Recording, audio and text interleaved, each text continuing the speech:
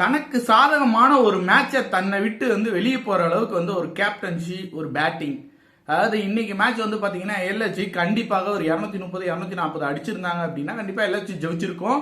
எஸ்ஆர்ஹெச்ல திருப்பி அடிச்சிருக்க முடியாது அப்படின்னு நம்ம நினைக்கிறோம். அன்னைக்கு நேத்து என்ன நடந்திருக்கும்னு சொல்ல முடியாது. பட் ஒரு 230 240 டார்கெட் கொடுத்திருந்தா மேட்ச் வேற மாதிரி போயிருக்கும். நடக்காததுக்கு காரணம் என்ன? ரிஷப் பண்டோட கேப்டன்சி ரொம்ப ஒஸ்ட். ரெண்டாவது பேட்டிங் ரொம்ப ஒஸ்ட். 1 டவுன் வந்தாரு, என்ன பண்ணாரு எனக்கு தெரியல. 2 விக்கெட் உடனே போச்சு. அதுக்கப்புறம் அடிக்கவே முடியல. அதுக்கு முன்னாடி இருந்த 2 ரேட்டுக்கு அது எங்கேயோ கொண்டு போயிருக்கலாம். இதே மாதிரிதான் ஆர்ஆரும் பண்ணிட்டு இருந்தாங்க. இப்ப எல்எஸ்சியும் பண்றாங்க. இப்ப வெளில போயிட்டாங்க. ஒரே ஒரு சின்ன தப்பு யார் பண்ணாலும் சரி அந்த மேட்ச்ல அவங்க தோப்பாங்க. தோக்கறதுனால அவங்களுடைய எதிர்காலமே போயிடும். இந்த வருஷத்து எல்எஸ்சியோட எதிர்காலம் முடிஞ்சது. கதம் எஸ்ஆர்ஹெச் முடிச்சு விட்டாங்கன்னே சொல்லலாம். அந்த அளவுக்கு பாத்தீங்கன்னா ரிஷப் பண்டோடைய எதிர்காலம் கேள்விக்குறி அப்படின்னே சொல்லலாம். ஏன்னா ரிஷப் பண்ட் ஒரு 63 ரன் சென்னை மேல அடிச்சிருக்காரு. மற்றபடி எந்த டீம் மேலேயும் 2 இலக்கு இன்னும் கூட போல. ரொம்ப ஒஸ்டான பர்ஃபார்மன்ஸ்.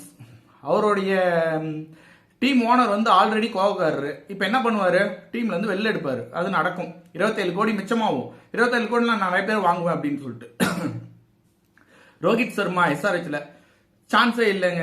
இது அபிஷேக் சர்மா சான்ஸே இல்லைங்க. அவ்வளோ அருமையா விளையாடுறாரு. 20 பால்ல 59 ரன்.